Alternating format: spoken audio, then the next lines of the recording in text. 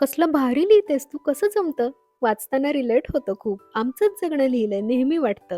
अशा कमेंट्स जेव्हा वाचते, 2 वेगळ्या गावातली, वेगळ्या घरातली अनोळखी माणसं सेम टू सेम जगतात याची खात्री पडते.